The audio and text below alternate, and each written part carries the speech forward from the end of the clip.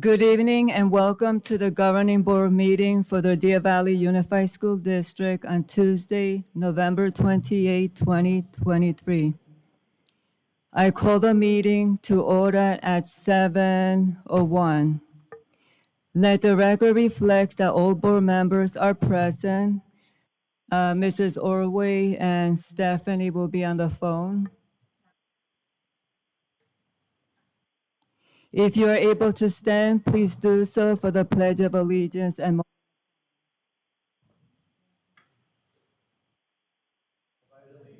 to the flag of the United States of America and to the republic for which it stands, one nation, under God, indivisible, for liberty and justice for all.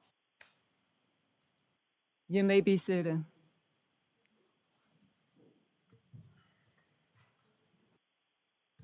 Can I get a motion to adopt the agenda?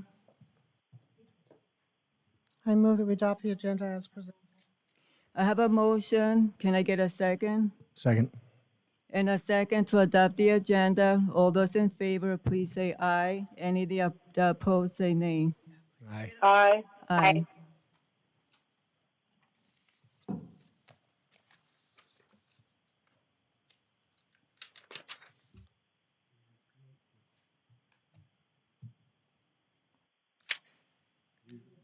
I voted yes. Stephanie, we need a vote. Yeah, I voted. It just said I'm having a problem with my computer. Hold on. I voted yes, but hold on. 5-0. Moving on to item 3, call to the public. We have 5 speakers tonight. I'm going to call all the names and then I'll read the admonishment. Nothing's off, so. We have 5 speakers tonight. I'll read the names and then I'll read the admonishment. Kelly Fisher,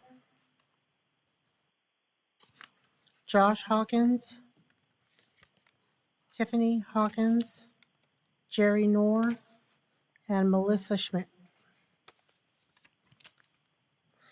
The board invites public comments on the district's business in general and on any agenda item in specific. All speakers must observe the rules of decorum. Speakers must fill out a card listing the name, address, and topic at hand and hand it to the board secretary prior to the president calling the meeting to order. Speakers must make their comments in no more than 3 minutes. If necessary, to accommodate all speakers within 30 minutes overall limit, the board president may shorten each speaker's time. Constructive criticism is in order. Rudeness, vulgarity, disruptive conduct, or remarks disparaging personal dignity are not in order and will not be allowed. Under the Arizona Open Meeting Law, the governing board cannot discuss or act on any items not listed on the agenda. Board members may respond to criticism made by a speaker, ask staff to review matters, or ask that a matter be put on a future agenda. Ms. Fisher, before I have you start, I just want to verify. Ms. Schmidt, did you want to speak now or at the actual agenda? Now? Okay. Ms. Fisher, go ahead and step up to the mic and state your name for the record. Good evening, everyone. My name is Kelly Fisher. I am at heart a kindergarten teacher in my 22nd year here in Deer Valley, and I am currently serving as the DVEA president. And I just wanted to stand here tonight and give a quick update on DVEA. In January, our membership was at 679, and currently we are at 1,011 members. That's the highest we've been since 2009. And a lot of that has to do with the fact that last week we visited 18 schools in 3 days. And I wanted to publicly thank the staff and administration at the schools.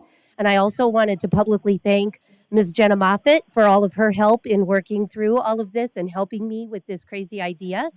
But we visited Terramar, Deer Valley High School, Sunrise Elementary School, Hillcrest, Sunset Ridge, Gavilan Peak, Anthem, Sierra Verde, Deer Valley Middle School, Arrowhead, Mountain Shadows, Desert Sky, Sandra Day O'Connor, Inspiration Mountain, Sonoran Foothills, Legend Springs, Highland Lakes, and Union Park. And we had such a great experience at all of those schools. The administration was so helpful and welcoming, and all of the teachers were so great to have conversations with.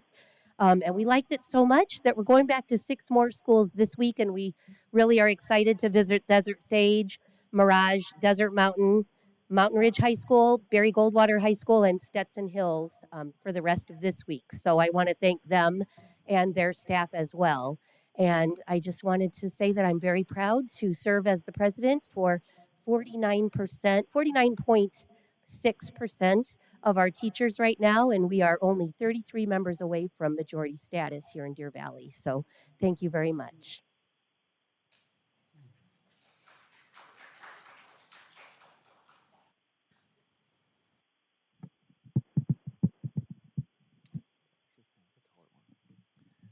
Hello.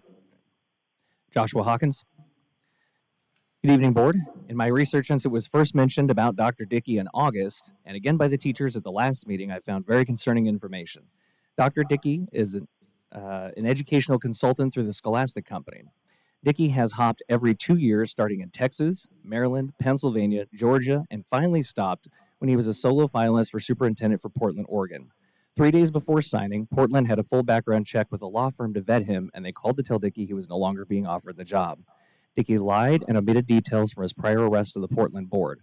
Whatever else Portland found, Dickey got a lawyer to seal the investigation as it would damage his career. Now he was unemployed. Georgia State Board revoked Dickey's teaching license a few months later based on what Portland found, so he's no longer a licensed educator. Ever since, Dickey has pushed this decoding method. In an article I found, the media went back and most of the districts he consulted stopped using his method within 2 years in favor of more effective or law-compliant methods. The teachers who spoke last meeting of the horrors Dickey performed in class was disturbing. Quote, Dickey was disparaging the staff, calling out students' home lives, racial and cultural insensitivity, professionally and sexually harassing the school staff. This is enough in any case to terminate employment. This district recently approved a deal that gave him another contract. We need you to revoke that contract and let him go. What process was used to vet Dickey before agreeing to use his services anyway? Dr. Finch even replied an email when we questioned him back in September about Dickey's fingerprint card and background check. Finch responded it wasn't needed, his contract isn't regular, and he will only visit 5 times a year, escorted. From the teacher's account, this adult supervision didn't make a difference, and this is 5 times a year for the next few years of his contract. So how many more times will Dickey be allowed to behave this way before he's removed and reported? This district has in the past called the police to report teachers having online misconduct with students. Why would you not do the same in this situation when he's doing it in person in front of young students? Next, we have a prior choir teacher from Deer Valley, Scott Sims. This termination almost slipped by as it was tucked into. Please don't use staff members' names. Thank you. For retirement last year. Our oldest daughter was in his class last year and noticed odd behavior from him.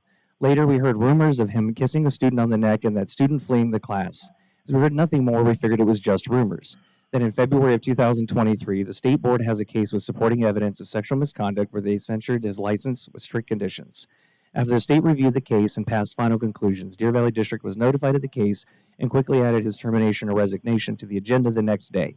He was allowed to finish out the school year and perform the last concert of the year without fail. Our oldest confirmed in the last few months of the year, he was observed once a week by the principal after meeting in their office. What about the rest of the day or the other Deer Valley school he taught at? What is the district's allowable amount of sexual misconduct from a teacher or consultant before they're terminated or involve law enforcement? What is the district's criteria for notifying parents, their children, or around this person without their permission? Where is the student's safety?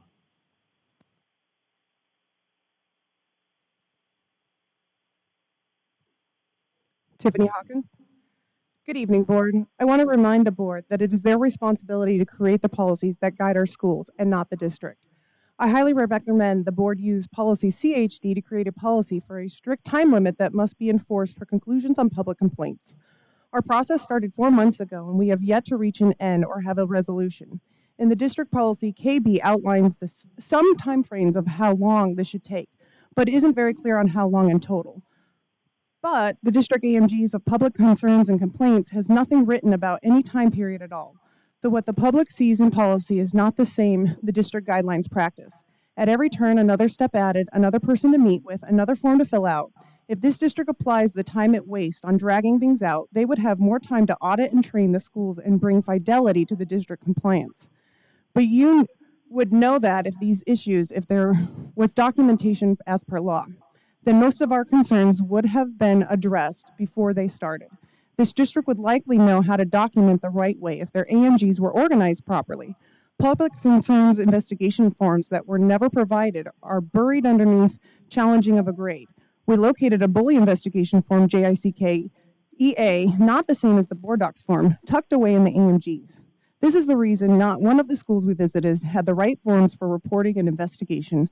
They fell behind the file cabinet, just like the online bully forms fell in the spam folder. In addition to the huge documentation issue in this district, has civil rights been violated by continually denying to provide 100% of every record of that holds for our children. So far, we have requested these records 7 times since this process started 4 months ago. Dr. Z was even asked in September if there was a specific form that was correct for the student records, and he never responded. We filled the form out we thought was right since Gary didn't answer. Dr. Finch did answer, but instead of help or direction, his response was info on the curriculum and policies about records. Dr. Finch and Dr. Z have both stated the district has these records for my kids, but fails to provide them. But when we ask the school, they say there aren't any records. It's hard to trust which version is true. You either have the records or you do not. The only way we'll find out is when the records are provided, as only of just today did the district's reply stating they have just now started the hunt for the records, just now.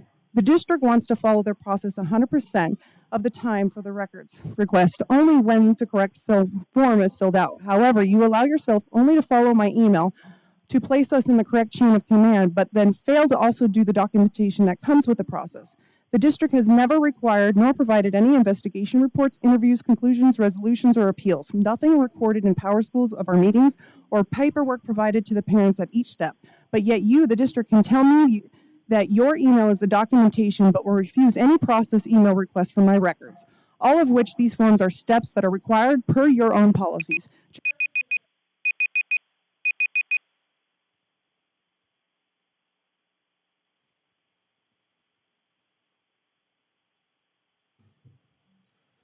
Good evening, Jerry Knorr here. I hope everybody had a great Thanksgiving and many blessings to be thankful for, especially with weather like we have here. Board chairman, public, thank you for attending. Paid staff, I don't see as many here tonight for some reason. It's very apparent that our school district has problems, issues. Of course, we can give out awards. We can accolade a lot of great events, but we're all here really to solve problems and make it good for everybody, not just a few. Bullying is a big problem. It's very apparent. It's going on for a long time. All these paid professionals, elected officials, staff, attendees, teachers, lots of education, probably lots of money, and we can't come up with a solution. I'm really struggling with this as a public taxpayer. This is a big problem. This rests on the shoulders of the board. They're the leaders, supposedly, of this district. I don't see that, but they are, and they need to be. That's another problem that needs to be fixed. A lot of money involved, a lot of kids' futures involved. Come on, people. I thought teachers cared about the students, every one of them. But we only seem to muster up time for those that get a first place or a high grade. Every meeting I come in here with a big group of people that we're going to just have a good time with and feel good about. And I think that's great. But what about the group we can fill this room with that are on the other side of that spectrum? That's what we're here for. We're supposed to fight for those people. Big time. I don't see it. I don't see an apology. I've asked for an apology. This Hawkins family deserves it. That's what good leadership does. They stand up in front, they take the hits, and they come up with solutions and make things happen. It's not happening. And if you're denying that, I'm sorry, you got problems more than the bullying, probably. Let's fix this. We got to move on to lots of other problems like transparency. Big time. F minus transparency. And that's not a SPG grade.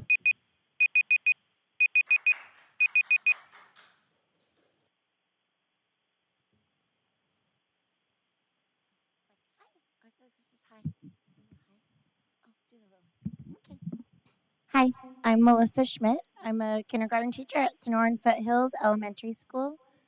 So it's very great to be in front of y'all tonight. And thank you, Governing Board, for listening. I have kind of notes, but I talk a lot at kindergarten, so I kind of don't need that much notes. But I just wanted to say I was a part of the summer math adoption, and it was amazing. I've taught for 29 years, not in this district, but I've taught for a very long time in kindergarten only. And being a part of this was amazing.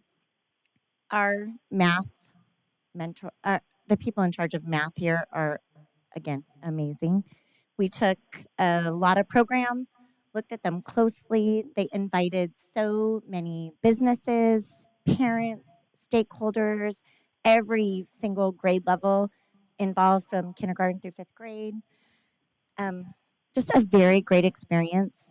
And we took a lot of time. I know it's on the agenda tonight, and we just wanted to make sure that you vote for iReady and that you're on board with it. We spent a lot of time doing like the pros and cons, and we looked at everything.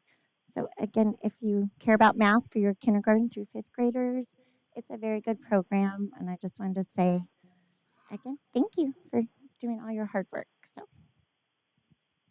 I know I'm done really fast.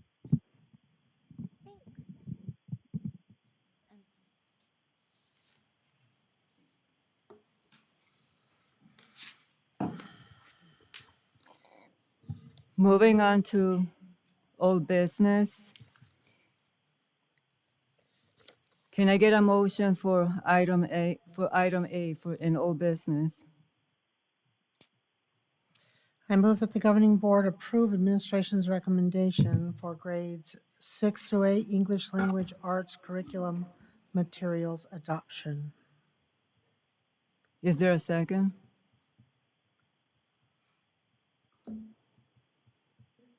Second. Oh, okay, Stephanie. Any presentation for item A, Dr. Galligan? President Paperman, nothing has changed since the last board meeting. Okay, any questions, governing board? I do. Oh. Mrs. Fisher? I was a little concerned at the last meeting, and I kind of tried to say, are we going to have questions? Because it was just kind of rushed through. You gave a presentation, it was rushed through. We've received a lot of information about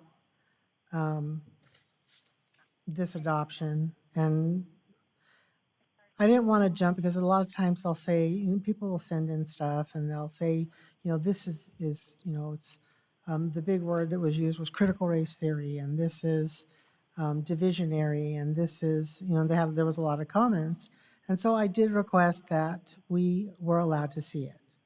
And I do want to thank Dr. Galligan for putting a password and a login so that we could actually go in and see it. And I can't say I don't disagree with them.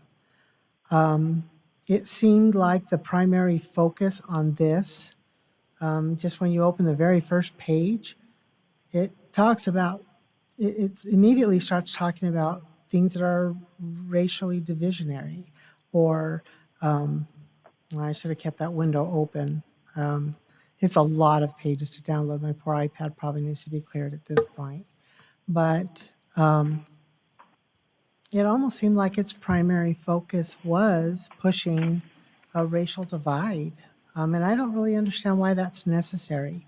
Was that in the other curriculums, or was it just in this one? Or is that just the new language, the way everything comes across? I mean, President Paperman, Ms. Fisher, no.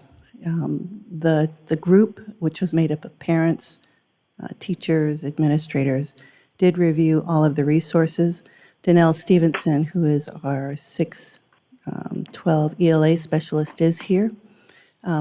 There was no critical race theory involved in any of the resources. StudySync is a resource that is used throughout our state and the country. Critical race theory has not been a part of that.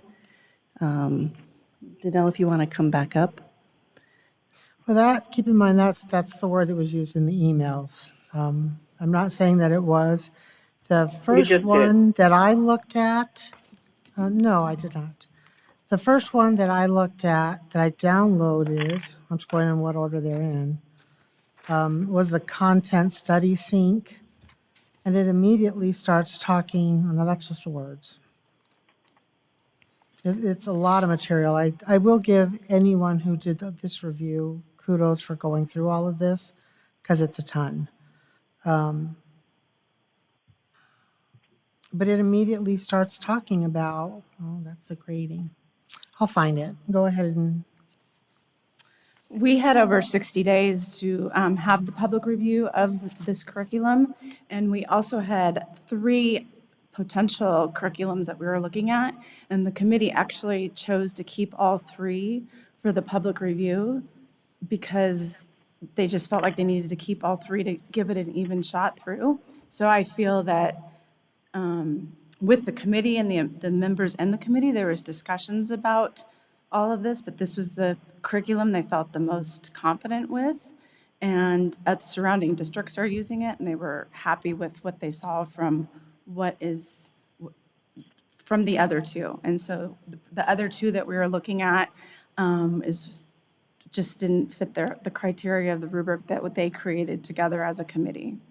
And when we look at the public comment feedback, 91.7% were favorable with StudySync, 8.2% were unfavorable. So the vast majority of people, stakeholders, who reviewed the resource over the time period that it was open, found it to be appropriate for our 6th through 8th grade students. And that was open for public review May 24th through August 21st, and it was publicized widely. Any other questions, Governing Board?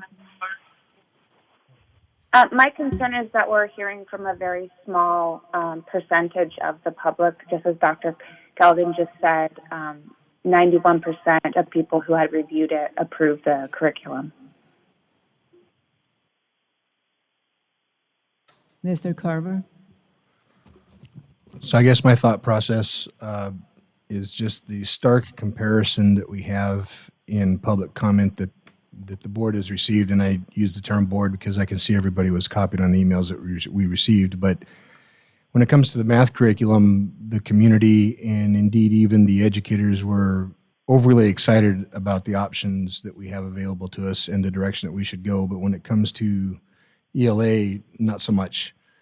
So the contrast there that I have is a whole lot of emails telling us, yes, we need to go this way with math, and then a whole lot of emails not, we don't want to go that way with English. And so I'm just wondering, to Mrs. Fisher's point, I brought this up regarding social studies when we passed that at the beginning of the year, and just that social studies is probably a better environment where you're going to encounter certain political ideals that are everywhere in our society today. But is it necessary to give examples in English class of racial inequality or social injustices? And I mean, I know that I'm old, but back when I grew up, it was just very simple. Dick and Jane see spot run, and we didn't get into the mud with everything. And I brought that up in previous math curriculum, and I've brought that up in previous social studies, and the common denominator was always McGraw-Hill. Now, this English that we're looking at for the ELA curriculum is not McGraw-Hill, but that was one of the options. And I know that's kind of the flavor of the day with all of our curriculum suppliers nowadays. I wonder if we can't try just a little bit harder to try to find some way to just not get ourselves swept up in what I always term the flavor of the day that's going on out there in the world. And if we could just worry more about the mechanics of the spoken and written word and not let our district get bogged down in what's going on out there with all this other stuff, for lack of a better word. That's all I have, President Paperman. I would like to say something if that's possible. Mrs. Orway? So when we talk about different adoptions, whether it be math, science, social studies, or ELA, we are a district in an educational system where we do interdisciplinary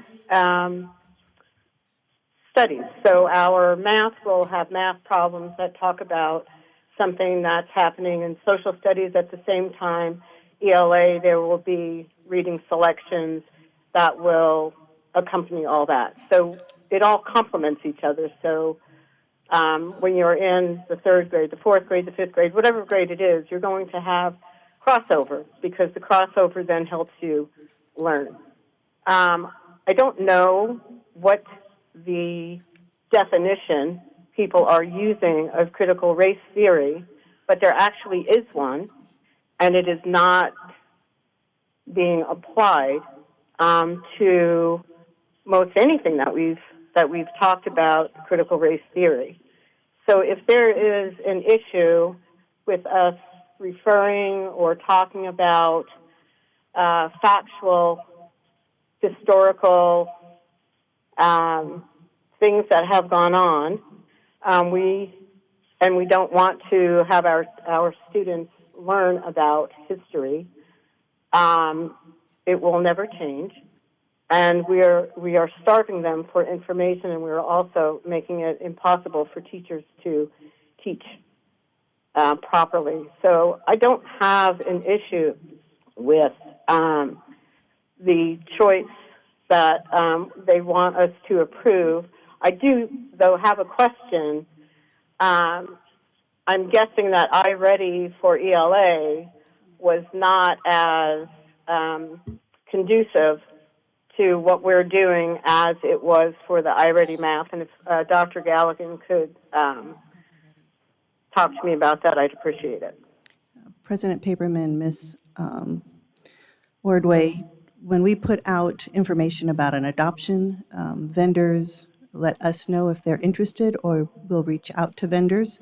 I don't believe iReady put forward for K-5 English Language Arts. Would that be true? 6-8. For, excuse me, 6-8 English Language Arts? Correct. So it was not a vendor for those grade levels for English Language Arts.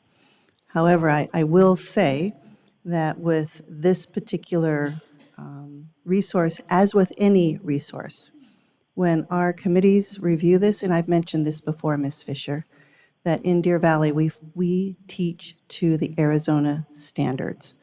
Critical race theory and any of the things that are involved with critical race theory are not part of Arizona's English Language Arts standards.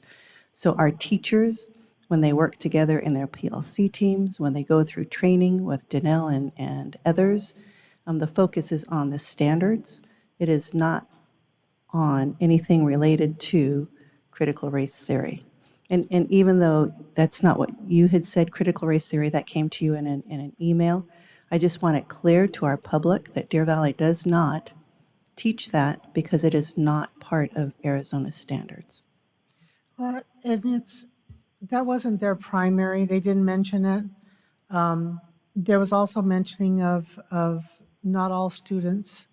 I'd have to think about how the email said it, but I just even look at the page 6 of the student study. The focus on this program is diversity and inclusion versus language. And that to me is like, we do have a diverse population. Our children learn to be diverse because they work with each other, they live with each other, they are around each other. You know, I live to be diverse because my mom is Hispanic, my daughter is Native American. I mean, diversity is diversity. It's in our world, it's everywhere. But when your focus of study is diversity and inclusion, And I do believe one of the emails had also mentioned that kids aren't going to work. Our concern is that our kids are going to see themselves in the readings. But I think the concern was more that they're swinging to just going some kids a different direction. You know, Asian kids won't be felt included. White kids won't feel included.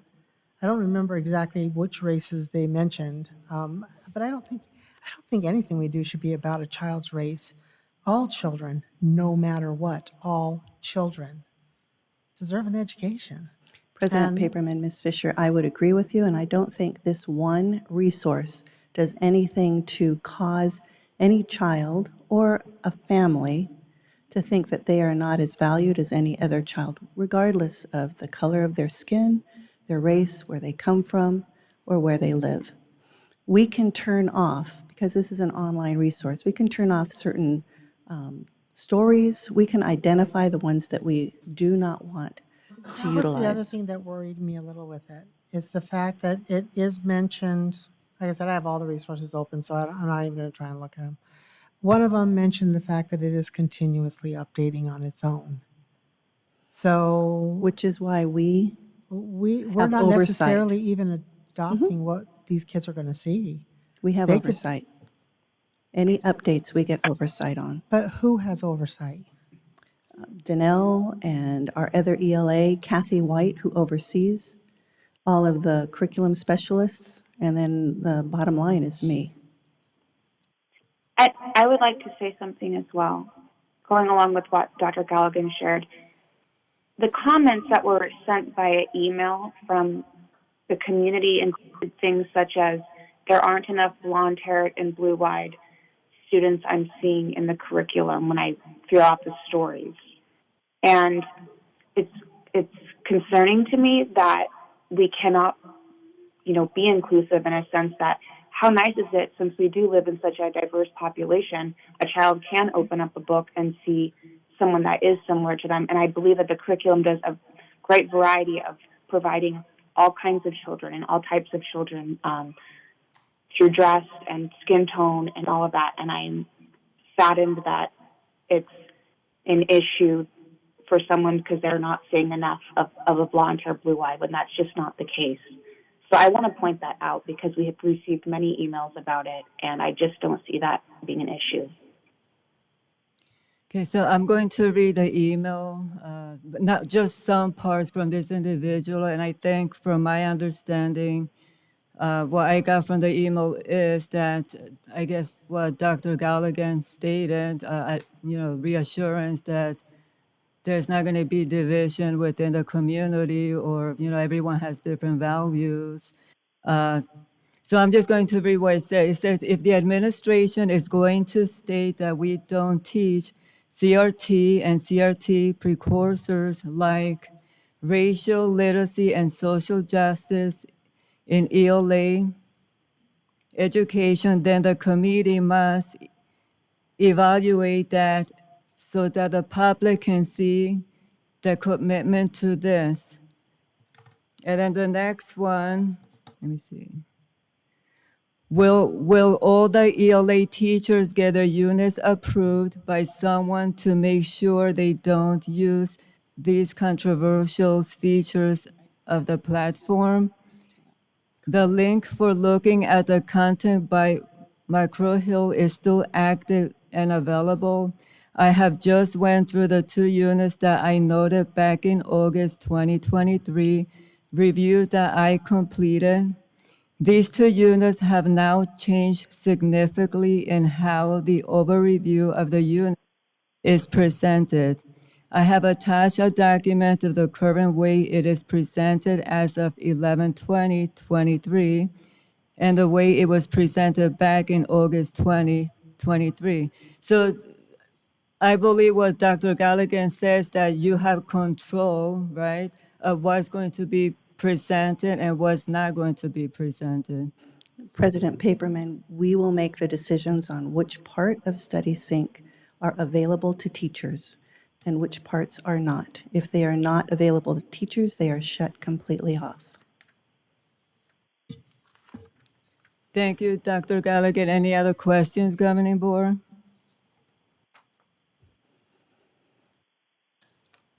No question?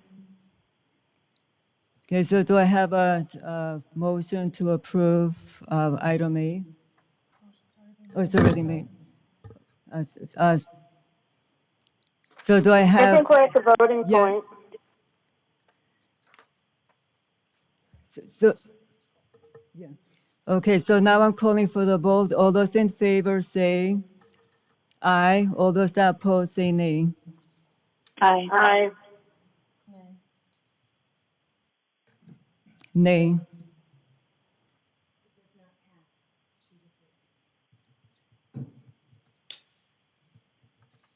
We're going to move to the next item B. Do I have a motion to approve item B? I move that the governing board approve administration's recommendation of the grades K-5 resource adoption. Do I have Math a, adoption, it shouldn't say that. Second. Okay. I just want to make sure that we're saying math adoption because it's the math adoption. It is. Okay. K5. Thank you. okay, so you're adding it?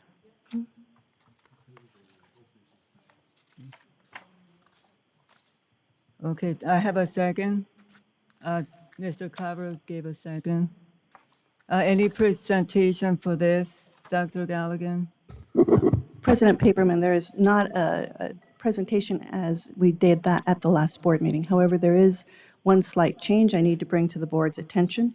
The vendor made a mistake in calculating the tax. So the appropriate tax is actually $3,312 more. So the actual adoption amount is increased by that amount for a total of $4,017,169.29. The mistake they made is because they took each individual campus and calculated the tax on the zip code of each individual campus rather than calculating the tax by the district office, and that's what it needed to be. So that is where you see the difference. Can I say something? Yes, Stephanie. It's actually Mrs. Ordway. Dr. Galligan, I find that interesting as this is a math adoption. It was just an observation.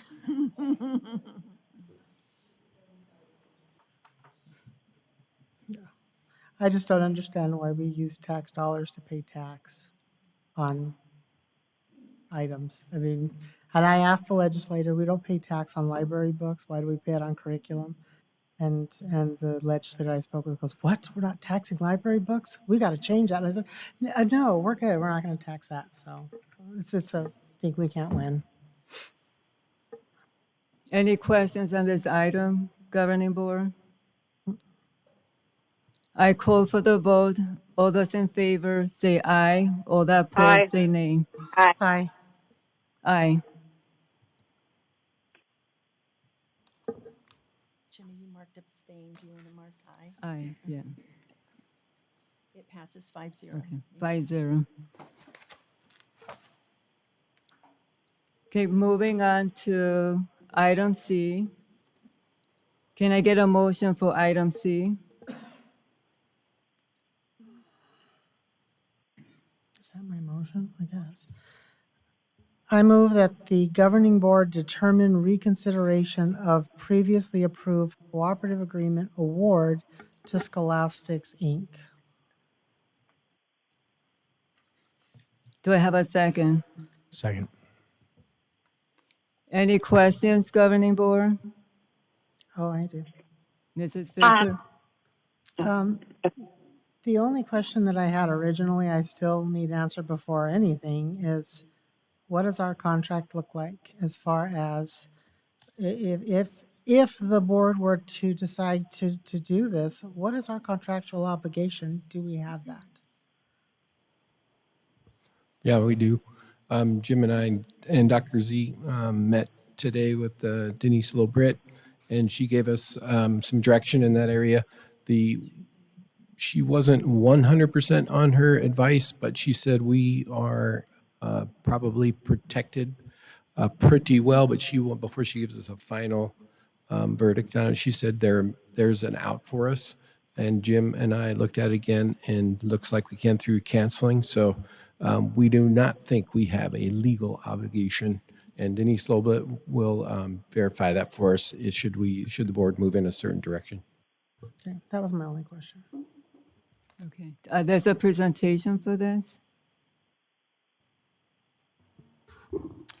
President Paperman, members of the board, no, there's no formal presentation. There was the request at our last board meeting to bring survey data that would capture the thoughts of a wider net of folks than what was presented at the last board meeting.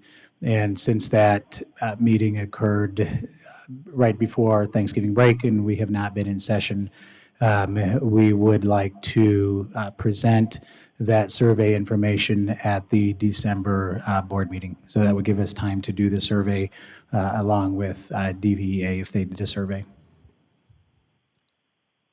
Okay, so I would like to state that last board meeting, I clearly stated for DVA to do a survey. And I understood Dr. Z stating that he'll be doing his survey. So communicating with the teachers, they were ready to go to create a survey, but apparently, so I'm going to read, I summarize it from my understanding of what happened when the board requested for the surveys to be done. So I wrote, previous board meeting, I requested for the DVA to do a survey regarding the new consultant.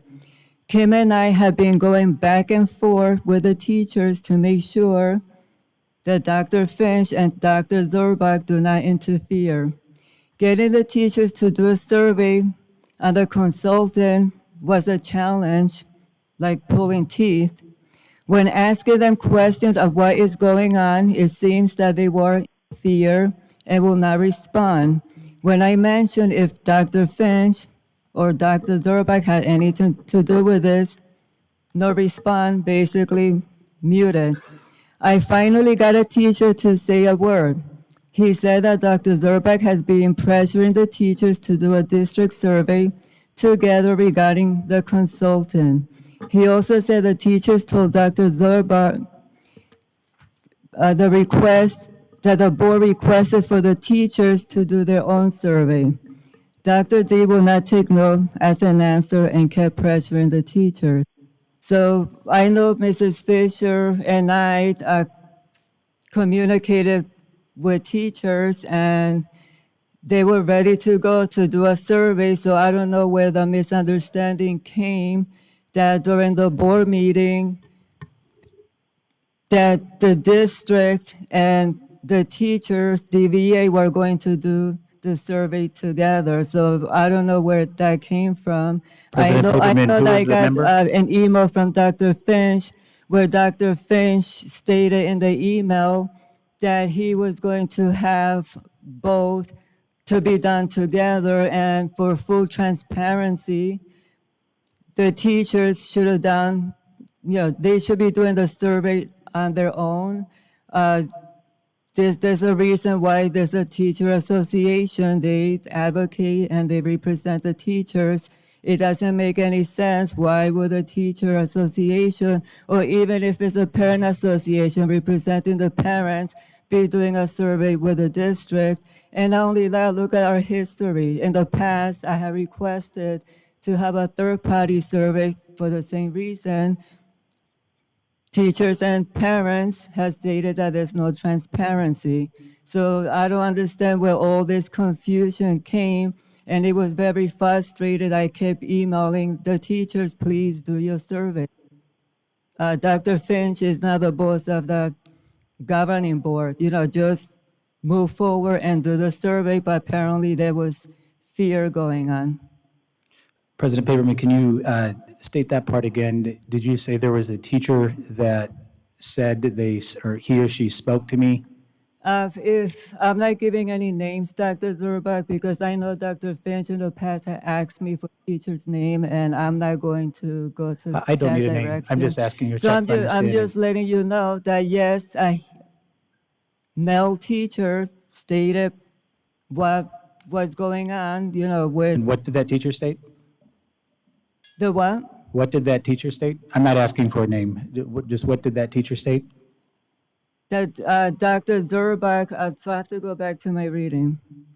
He said that Dr. Zurbuck has been pressuring the teachers to do a district survey together regarding the consultant. So from this teacher understanding is that you were pressuring the teachers to do the survey together with the district. Mrs. Fisher, isn't that what you understood too?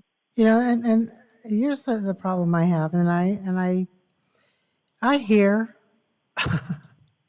repeatedly, well, so-and-so said this, and they're conservative, so it must be true, or so-and-so said that, and they're a good person. And it's, I know for a fact it's not true. So I don't want to get into the he said, she said. All I know is that I watch these emails go back and forth, and I know that Ms. Paperman is trying really, really hard to advocate for our teachers. At the last meeting, I believe Ms. Simachek was also trying to advocate for our teachers. And so I know that when it just looked like it just wasn't going to happen, and Jenny had put some questions in, I put them out as a survey. Because at the last meeting, I was not armed or ready for any information other than a few emails from a few teachers. I posted those results of those questions. Now teachers can look at them. The only thing that I do know from the short survey is that there is a significant number of teachers that actually like Dr. Dickey's training, and there's a lot of teachers that dislike it. There is also, my biggest concern was that there was a significant number of teachers that said they are not being compensated off contract hours. And that bothers me because then we're working them without consideration, or that some of them are being paid and some aren't. That is a disparate treatment of our employees. So that's my personal issue in there. I think the biggest problem I have is I watched these emails go back and forth, and I watched, and I'm not going to read Dr. Finch's email like anyone would expect that I would. I'm simply going to read my response, because today I read it and I just got to the point where it was like, what, this is a losing game. So I just emailed her back and I said, Jenny, just like every time he tries to degrade anyone, he says that they are doing my bidding. Don't let him play that game with you. It's a destructive gaslighting intended to hurt you on a personal level. Read the response I sent to Kelly after his nonsense response to her. It is just a game to him and a big payday, no actual concern for community, students, or staff. If you let him, he will hurt you, but you can choose to not let him. Call your husband, call the pastor, or call me. If you need someone to talk to, being this way is his choice. It does not have to be yours. Remember last week's sermon, it may help. Jenny and I happen to attend the same church. It's the only reason I put that part. This is not going to be resolved in this meeting. You could look at my survey results of those few questions. It was a week long. We got 180 results, people responded, what have you. It's not inadequate. It's just enough to show us that there's a problem. This board is just too much. And anyone can say, oh, well, it's all you. Well, I hear it every time. Every time anything happens, I hear it's all me. I hear all the things that I do or don't do that are 100% false. FYI, I'm GPSed everywhere I go, so I just want to ask if I we're know going to that. stay on topic so I'm still others can speaking. talk about this. But what I want to express is that I think everybody wants to do what's right by our teachers, and it's not going to happen if we just keep going back and forth with who said what was said. Anybody wants to do a public records request on the emails, feel free. You'll get them probably next year. But I think we need to find a way to move forward, whether it's 2 surveys, Dr. Zarba and the Teachers Association, or whether they choose to do a combined one. Because at the end of the day, it's our teachers that have to be in these trainings and have to do them possibly without pay, and that's concerning. So President that's Pepperman? pretty This much is where I'm at. Is, Mrs. I Stephanie, was, right? yeah. Okay. My opinion from the last meeting remains the same. Nothing has changed. I'm looking forward to getting some data that from our teachers and from our staff, because as I said before, I haven't received any emails from individuals at all supporting the work that Dr. Dickey has provided their campus. And so therefore I compare it very much to standard-based grading, where, you know, you had a huge population of teachers that were not for it and didn't like it, and then you had those that really liked it. And the majority of the ones that didn't like it hadn't tried it yet. But this is a completely different situation, and I'm not feeling, like I said in the last meeting, we really need to get these surveys out, because they are what's going to provide us with the information we need to make the best, most educated decision. President Paperman? Mr. Carver? Thank you, President Paperman. So, but back to the original motion, my understanding of what the motion was is whether or not the board was going to determine whether or not we should reconsider the previously approved cooperative agreement. That wasn't necessarily a break the agreement or keep the agreement. It was, are we going to move forward? And I'm not trying to be disrespectful to anybody, but it seems like we're in the weeds. It was a very simple question. And at the last meeting, it was my understanding as well that we were waiting for a response back from the district and or DVEA. It wasn't clear to me as if they would be separate surveys or a combined effort survey, but I wasn't really expecting to have a survey today because we did have a week off for Thanksgiving. And so, I mean, we've got a motion, we've got a second on the floor. I think I find all the extra color commentary at this point irrelevant, because we're not at the point of proving or disproving Dr. Dickey's continued work with the district. We're trying to figure out whether or not we're going to continue to investigate this. So I think we just need to have a vote to see if we're going to move forward with looking into this, or if we're going to drop the issue and continue business as usual. Thank you, President Paperman. May I say something? Yes, Mrs. Orway? Mr. Carver, and I guess for the rest of us, I don't think we are in a place to make a vote tonight. I think we should table that along with the stipulation that the results from the joint survey, because I believe that Ms. Kelly Fisher is there. Kelly can explain whether or not she was in any way, shape, or form, forced to work with Dr. Zerbeck. I mean, she's there; she can speak to it. But at the end of this, we need to have the survey or surveys, and we need to have all of the information in by the December, I think, 14th meeting for us to be able to make some kind of a clear-cut information and data-filled decision. So I would say to not vote on any of it. I would say to table that with the stipulation that that's the end of the line with the data, that we would have the data to decide intelligently with. Yes, I think in order to make a very educated decision on the subject, we definitely need to have the data. Doing so is not beneficial to anybody. I just want to verify what Mr. Carver is stating.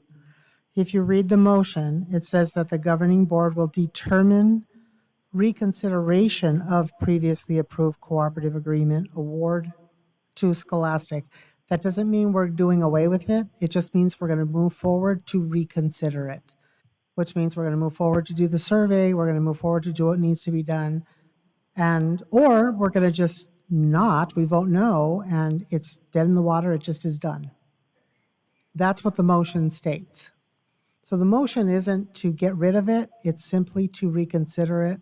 So do we move forward? Do we vote yes, move forward, and they do a survey?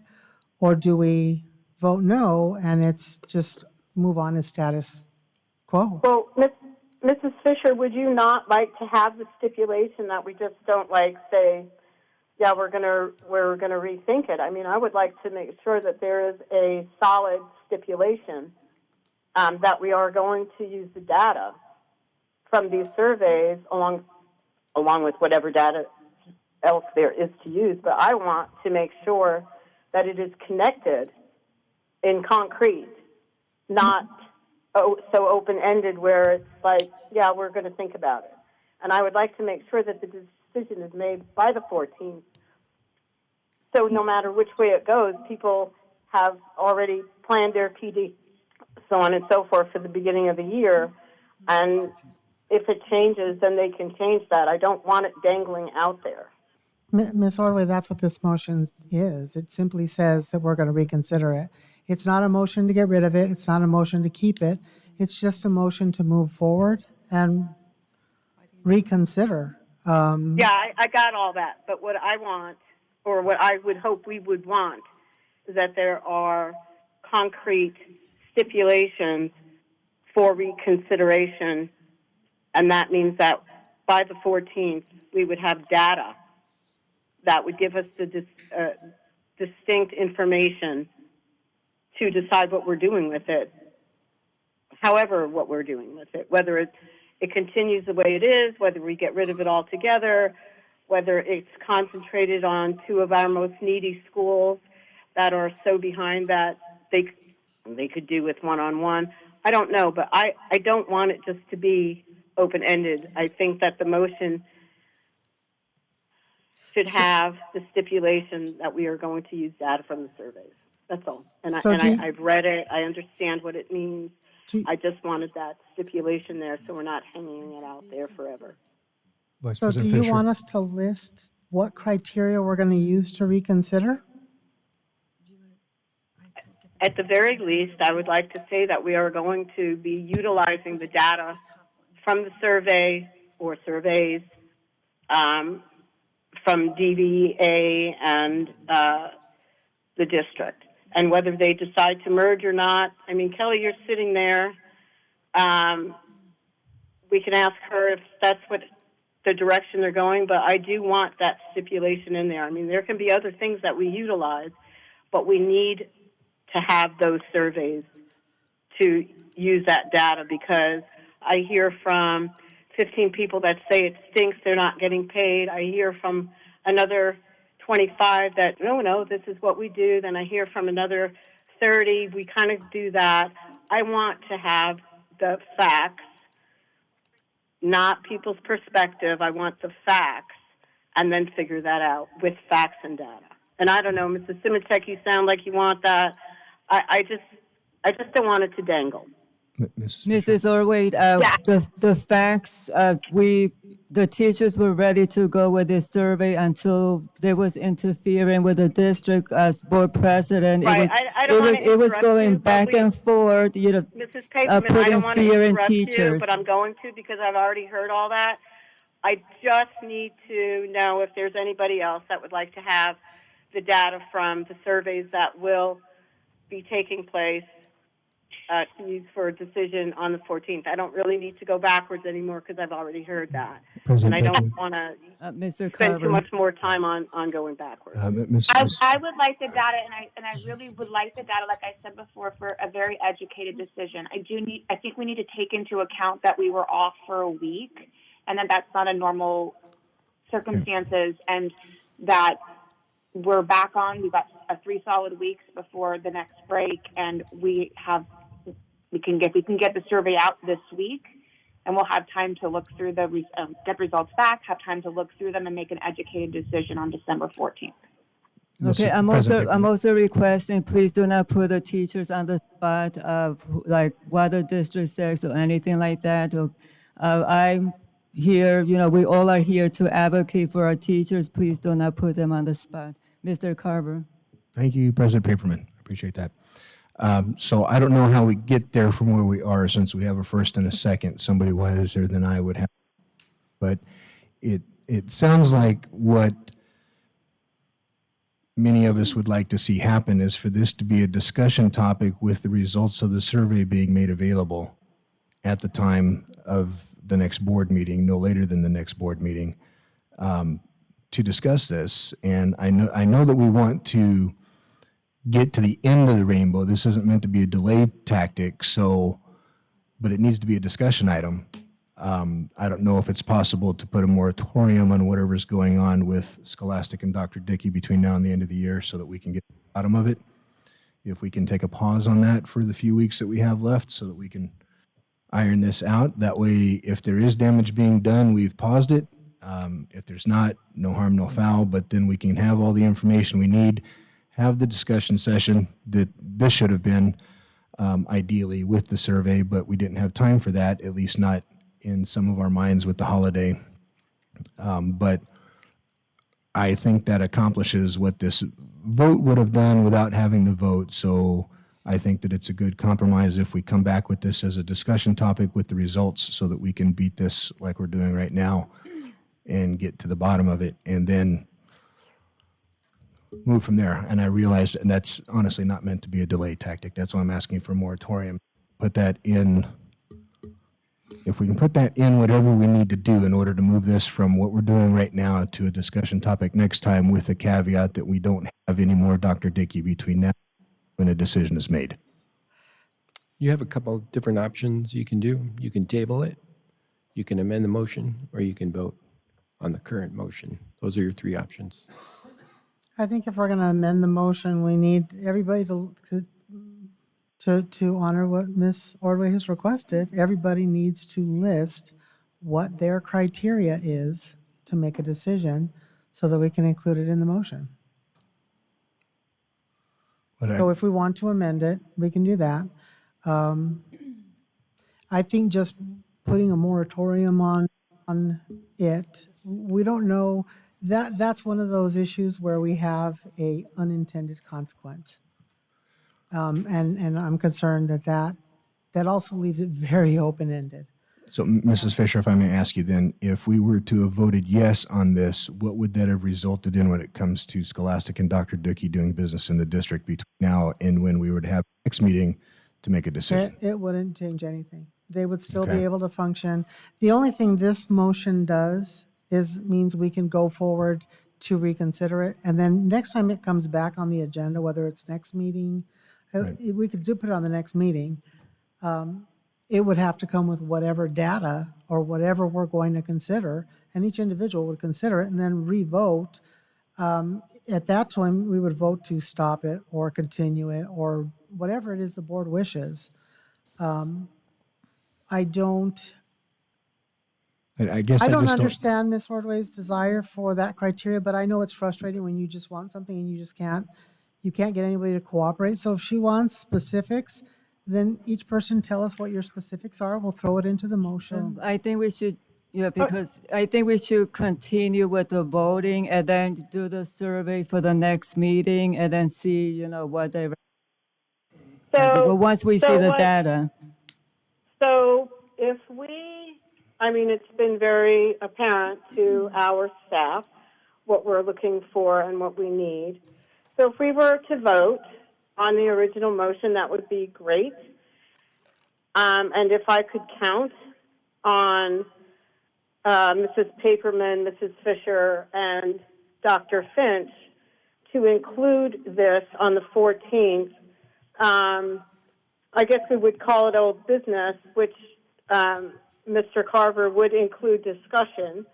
I guess it wouldn't, it would be old business or new business because we'll have voted on it tonight. But anyway, whatever business, it needs to be agendized so it could be voted on.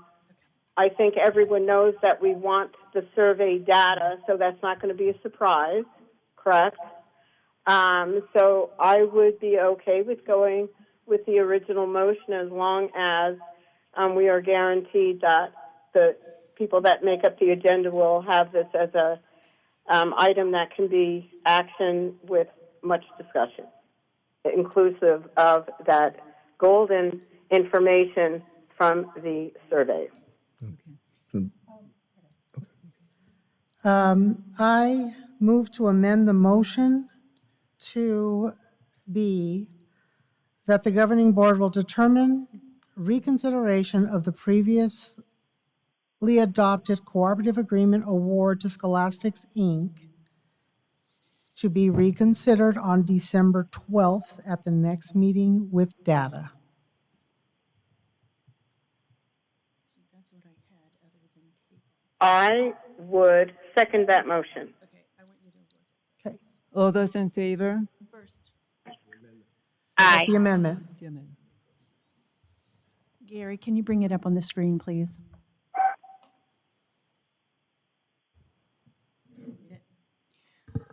Do we not have to vote on the first one? Yeah, this is just to vote on the amendment.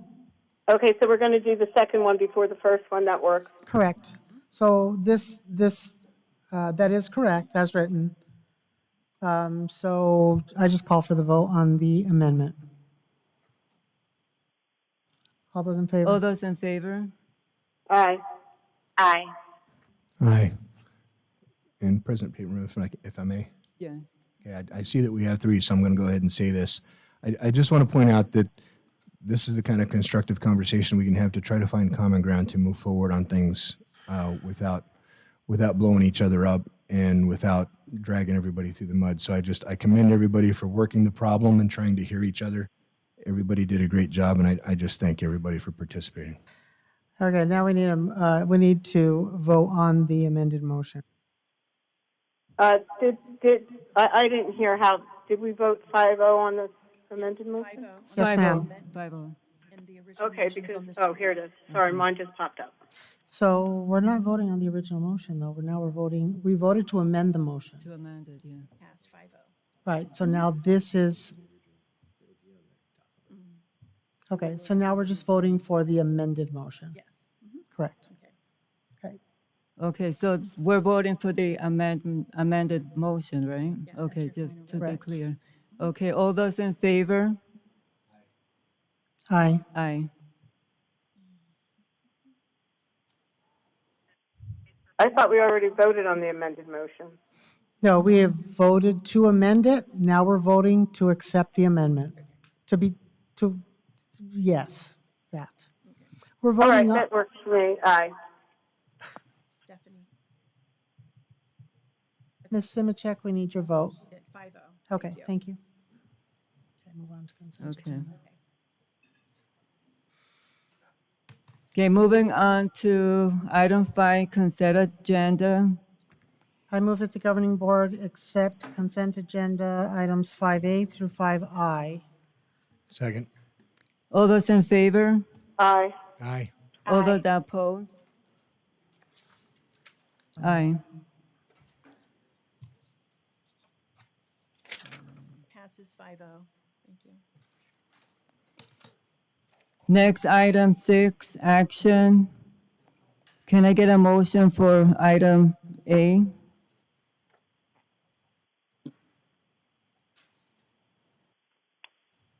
I move that the governing board approve all employee professional development out of state per governing board policy GCCE as presented. Second.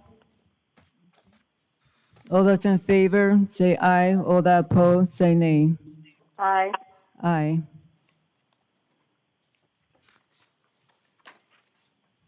Aye.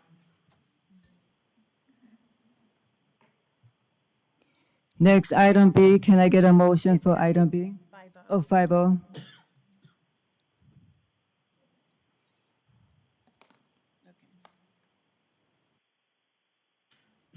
Can I get a motion for item B? Just a second. Okay.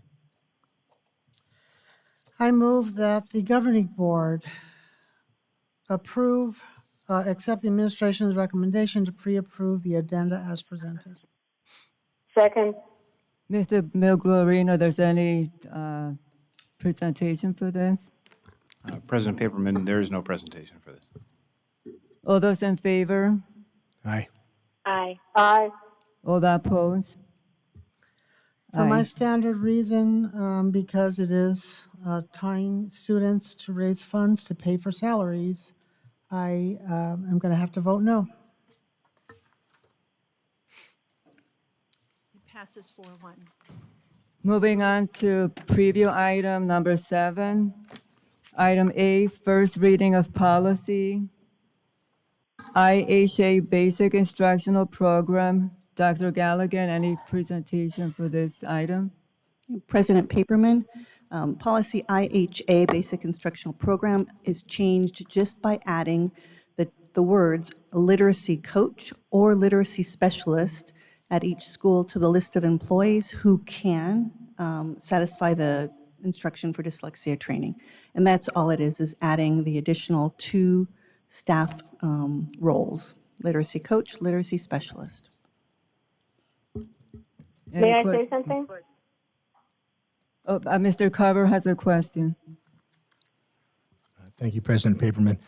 So, Dr. Galligan, just help me understand, are these then considered extra tools to help identify the issues in the classroom? Or, I guess my concern when I first read it, and I'll admit that I was probably not feeling well when I did, so if I misread this, I apologize. When I first read it, my first inclination was that we were removing the responsibility from the educators to identify this, because then we would then have these other sources. Are these just meant to be additional sources? And if so, how many per school of those do we generally have? President Paperman, Mr. Carver, the way the policy reads is that at least one individual on each campus has the training for dyslexia. And that would range from a teacher in kindergarten, first, second, and third grade. We are adding a literacy coach or a literacy specialist. Those 2 roles are generally reading specialists who have the greatest knowledge to help children read. So it's not removing responsibility, it is just adding 2 additional roles to potentially identify and support children who have dyslexia. If a group of schools share a literacy coach, does that one literacy coach for those 3 or 4 schools count as that one person for those 3 or 4? Do you understand my question? I do. Okay. For the most part, all of our K-6 and K-8 schools have their own literacy or reading specialist, and many of them have multiple. Okay, thank you. I appreciate that. Can I speak now? Yes. Dr. Galligan, I am so excited about the change to this policy that actually laser focuses on our children that have dyslexia, and I think that the additional help and eyes will really be able to identify and then give the help that they need. So is there any funding that we know, and I know that you guys look this stuff up all the time, or grants from, say, the State Department of Education that would help us pay for these teachers or in some way get some help from them? President Paperman, Ms. Ordway, if I understand what you're asking is there funding to provide additional people to a campus to work with children who have dyslexia, or are you asking, is there funding to provide training for the individuals on that campus to support and work with children with dyslexia? Oh, perhaps I was asking both of those questions. How you read my mind and you can't even see me is awesome. I was wondering if our State Department of Education was interested enough in funding some of the extra support that these kids need. I'm going to refer to Jim, but we do receive K-3 monies, and those K-3 monies are utilized mainly for reading specialists at our K-6 and K-8 campuses. So we have been receiving K-3 funds for Move On With Reading for many, many years, and that funding does support the additional staff at our schools. As far That as is awesome. Thank you so much. You're welcome. Okay, moving on to item B. We're still in preview. Thank you, President Paperman, members of the board, Dr. Finch. I have two policy updates to bring forward to you. The first is JFA BDA, admission of students in foster care. Both of these policies updates that I bring to you have minor revisions. The current one for JFA BDA has new language which essentially helps clear the way for students that are in foster care to make sure that they get access to school as easy as possible, knowing that there are hurdles that are in the way for students that are in foster care. One example here talks about the time frame and clarifies that within 5 days, the best interest determination meeting should occur. It should be noted that the district, we already, when we work with our students in foster care, we work as quickly as possible to get the students into our schools.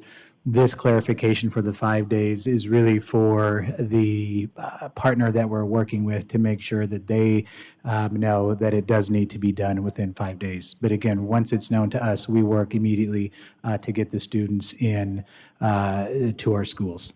We would be recommending to accept ASBA language. Any questions, Governing Board? Mr. Carver? Dr. Zerbach, I just want to thank the administration for taking this under consideration. I'm keenly aware of the issues that the foster children in our neighborhood have, and changing schools in a last-minute situation is a big challenge for them because of all the paperwork and everything that's in time that everybody took to put this together and get it in front of us. Thank you. Thank you. I also have an observation, if I may. Yes. Dr. Zerbeck, the little additions are actually kind of big for the kids. So it's these are the kind of policies that you hear from our group home parents and our just in general foster kids. They're very impressed with the fact that we move quickly for these kids to either stay, if it's determined to stay in the school, even that they were in, even though that's not their, would be their home school, or just to get them moved. And the amounts of support they get from the new schools is incredible. So thank you very much. Thank you. And I would give that credit really to Lisa Crane and her team, as they really do work to get the students into school as soon as possible in these situations. I do have one question.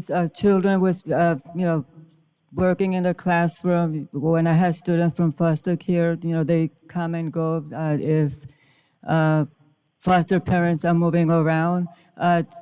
Does the district have documentations, each individual student start coming in and then Yeah. going out? Because from my experience, they come and go. Yes, President Paperman, we have, it's called the bid or the best interest determination meeting. And so when we have students that are in foster care, that bid meeting occurs. And so we do have a system for that. Thank you. Okay, moving to item C, preview. Thank you. Again, this is the second policy update. And again, the change or the update for JLH is very minor, and it only speaks to a time frame alteration, whereas previously schools had 5 days to request the records, that now it has been changed to 10 days. So again, a very minor change for policy JLH, and we would be recommending to accept that. Missing students. I have a question. Yes. Gary, do you know what the rationale is behind changing it to 10 days? I do not, Ms. Ordway. Any other questions? So this suggestion for the change comes from? This is from ASBA. So the ASB put this up, but Well, it well, no, I know. I was just wondering if there was a rationale to give a longer amount of time. That's all. no, that's the same thing I was wondering, Ms. Ordway, is why we would increase that, especially missing students. I don't know that it's a bad thing. I'm just wondering if we're just It's also. So for missing students, let me just clarify. So the policy is, it's an interesting name for it. It does speak to missing students from the literal meaning that it's a student who's missing. And so there's policy language to this as far as what the school has to do with law enforcement if a student is missing. But the policy also is speaking to just when a student leaves a school, going to another school, or a transfer. So it's broader than simply talking about a student who may be missing from the legal sense of the word, such as if there was a crime or something committed. If that makes sense. no, it makes To sense. me, sorry. To No, me, go it ahead, does, Ms. and Ordway, I go know ahead. that we've got that 10-day. There's a lot of stuff that happens in 10 days, like you get dropped from classes, so on and so forth. But I was just wondering what the rationale was. I can call ASBA and see what the rationale was. And I can do that as well, Ms. Ordway. I can put that in Friday update. I just find it concerning because in the previous, we reduced it to 2 days, but this one we're increasing it to 10 days. So if you look at the policy for foster kids, the records are within 2 business days. Mm-hmm. So then you come here now to the missing kids, and it goes from 5 days to 10 days. Well, I just, probably comes from the House bill that's on there per the House Bill 2060 and ARS 15. well, is the House bill that specific? It must be. We could check. And then I can check again. I did look at the House bill. I didn't see an explanation for that before. So, but We could again, call I can ASBA check too. again. I know it's might know. difficult to get records as it is. And a lot of times, kids that are being moved often face challenges just like any other student. I would hate to have it be 10 days and then that kid's not able to start school, or you can go from it being an athlete kid that needs to get in quick because they're, or you can go to a kid who's being moved because he's just extremely bullied and needs to be somewhere different and he needs his records. That's just my concern. I mean, I just think I need to understand it before I could. make that Again, kind of I can bring, when we come back for the second read, I can bring more of that, and I can also put Friday update. I would really appreciate that. Like I said, the rationale is just interesting to me because there's so many layers to it. Okay, thank you. We're going to move on to superintendent report. Thank you. I want to, again, thank the kids that showed up today in our award ceremony. Just a shout out to them. We had Boulder Creek swim team. I think they won 3 state titles. We had groups of kids that were here for that. We also had O'Connor High School volleyball women's program there. They went 34-1 this year and won the 6A division. And so they had a little Eagle Walk today with a fire truck and through the student, brought all the students out and celebrated on campus. And that was a great event. And so we want to honor them. We also honored, before this meeting, Jamie Hood as Principal of the Year for Deer Valley. So congrats to her. Also in the last bit, Mountain Ridge won Division I Marching Band of the Year, won their division. And also, that's a repeat. That's 2 times in a row now. They had a perfect season last year and a perfect season this year. That's 3 of the last 5 years, I believe, for their division. But also I wanted to mention that Goldwater in their division was the runner-up. They had jumped from 5th place all the way to 2nd. So that's a big jump for that program, and we're excited about that. I went and watched Deer Valley also performed on that day, did a nice job as well, and moved up as well, but missed the podium. I just want to thank all the teachers and staff and administrators that are all working on different holiday programs for kids. We do a lot of work with our title schools. We also have companies that come in and sponsor different schools and do different events. The one that comes to mind was just happened right before break.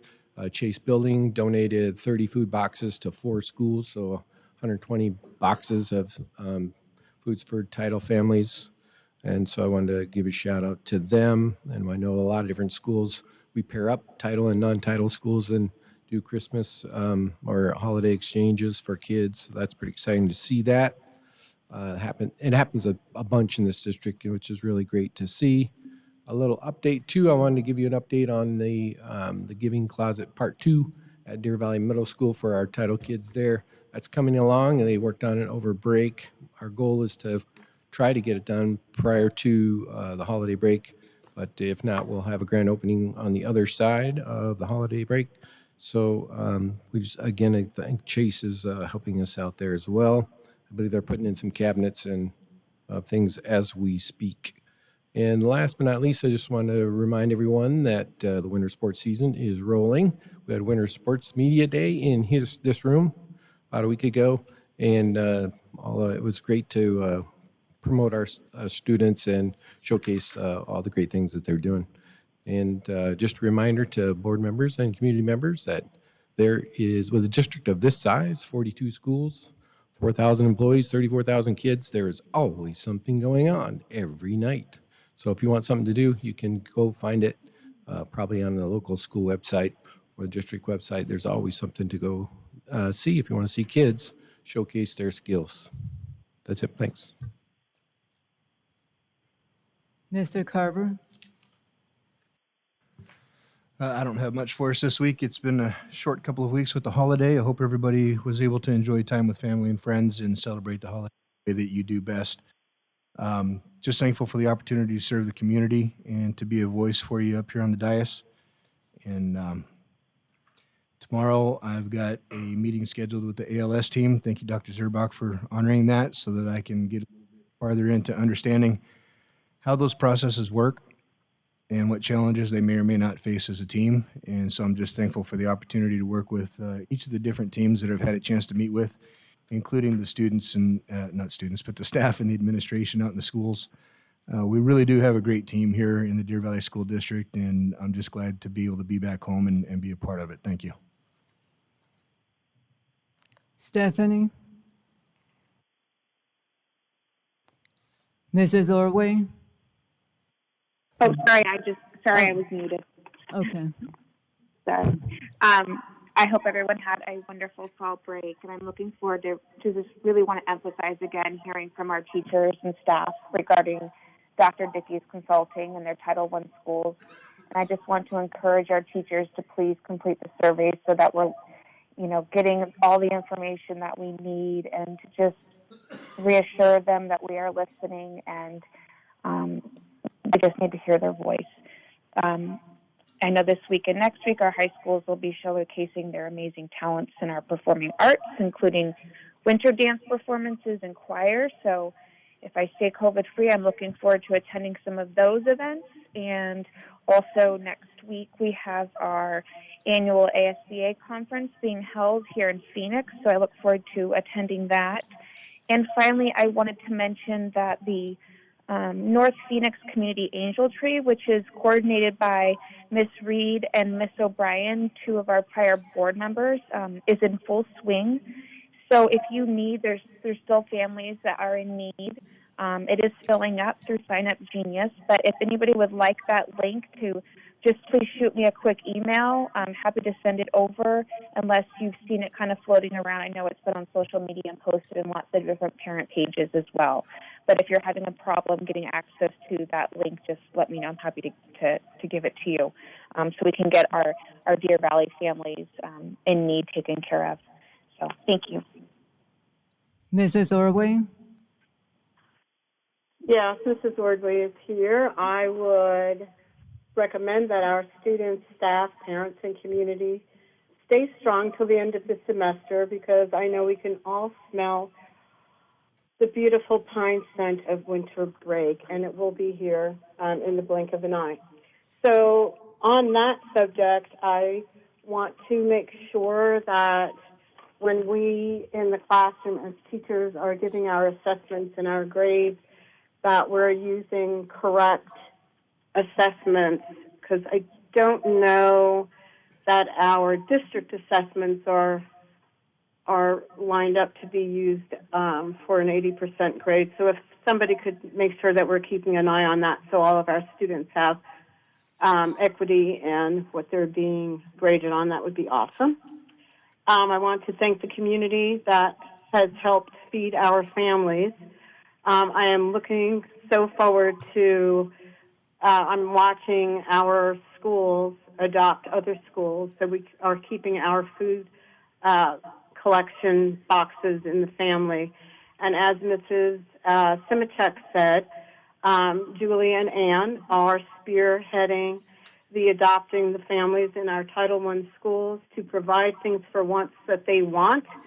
Although many of them, when they ask for things, it's for mattresses for their little sister because they've been sleeping on the floor for a while.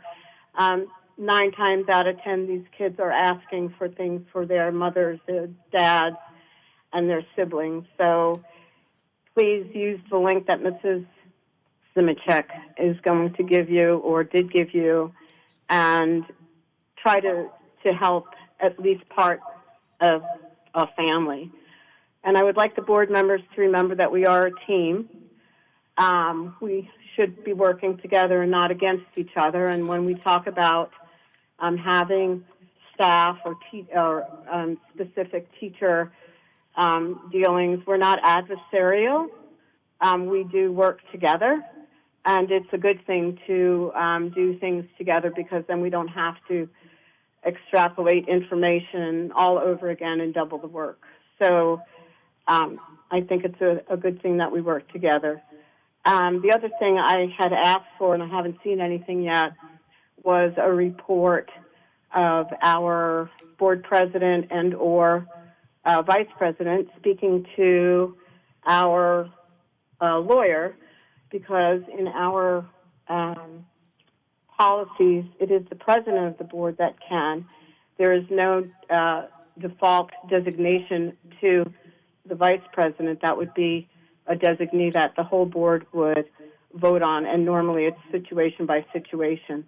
Also, what is required is when there is an opinion given, there is to be a report that is sent to the rest of the board so we know what we're spending our time and money on. So I would ask to have that no later than 2 weeks from now. And other than that, again, stay strong. I appreciate our staff, students, parents, community, and my fellow board members, and all those people sitting at the table, and all the way to the left of me would be Dr. Finch and Sheila. Mrs. Fisher? Let's start with something positive. I hope everybody enjoyed your Turkey Day and your families and all the stuff that goes along with it. And I hope that nobody lost hair doing Black Friday shopping. I boycotted it years ago because I started just going, okay, I want that, and sending my kids in because I was too afraid. So hopefully nobody had that experience. I do want to get a request. I don't know that it'll ever occur, but I want to review the AMGs and the policies regarding bullying, regarding documentation, and regarding board members. I am very pleased to hear that individuals are now being allowed to speak to staff. I know that 3 years ago when I sent an email to just greet the cabinet, was told that under no circumstances were board members ever allowed to speak to staff without direct permission from the superintendent. So I'm very glad to see that's changed. I'd like to see those AMGs to see how that works. I'm really disheartened with the stuff that I have received in the last couple of weeks. Our district is running on bullying. and it's administrative bullying, and that occurs. However, I was really sad to see that some of that group of parents who have been known to, well, generally they go after me, and I don't really care. Go ahead, go after me. I have backup for everything I ever say. But I was disheartened to see that they're going after the parents and other individuals who are just seeking to advocate for their family members. I had a lot of people send me screenshots of these individuals being bullied by parents. I'm asking you, come after me all you want. The little squad, like I call them, the little squad, you want to go after me, go ahead. Say mean things, write more articles, post more stuff on Instagram, have the conversations with the Finches. I'm fine with that. But don't beat up on other parents. They're just advocating for their kids. And I'm asking that you please stop doing that. I agree with Ms. Ordway. I would like to know what's going on with an attorney. We, as a board, do not have an attorney. No matter how I have seen Ms.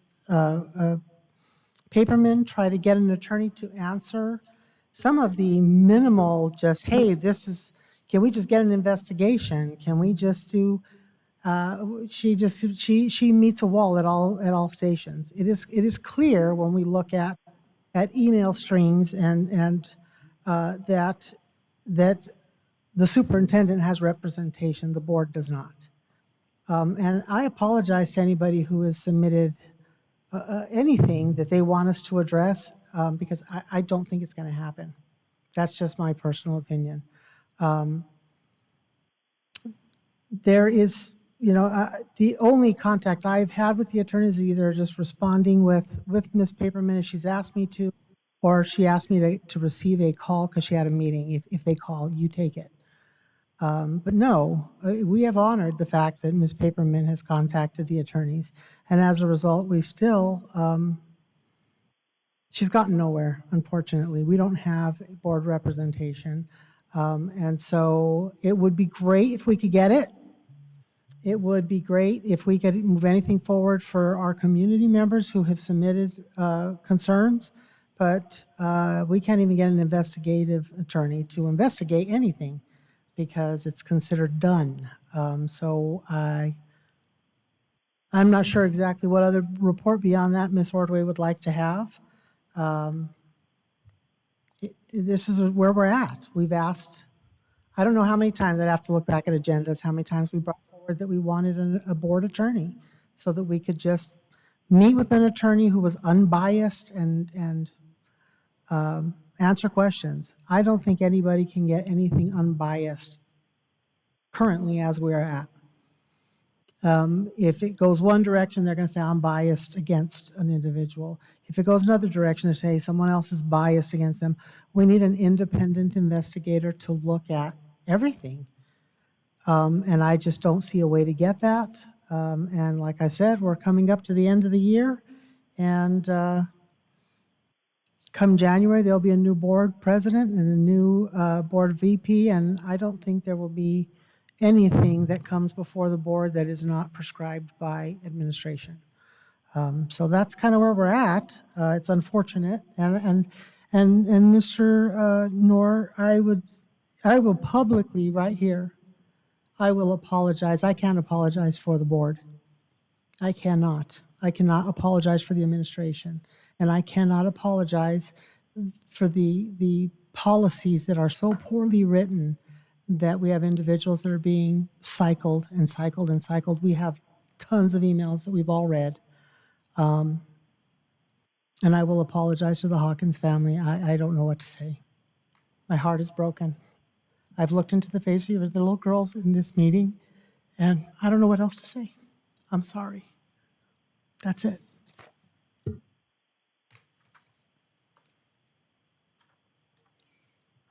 So I had parents, staff, and even community members, since we were talking about the survey last week, especially the parents from DVUSD Parenting Action.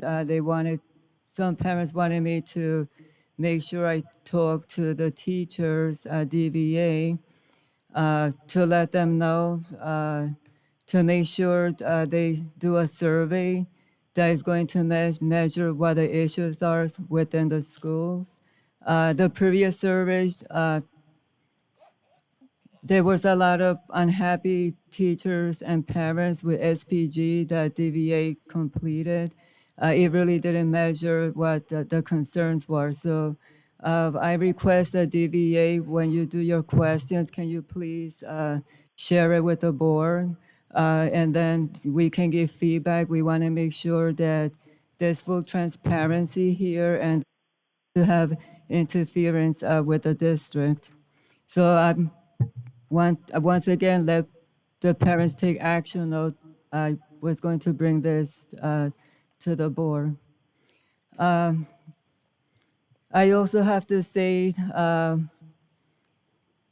that as board president, it's been very frustrating that community members will send concerns or for something to be looked upon. And I know I have stated in the previous board meetings that I am not an attorney. I send information to Dr. Finch,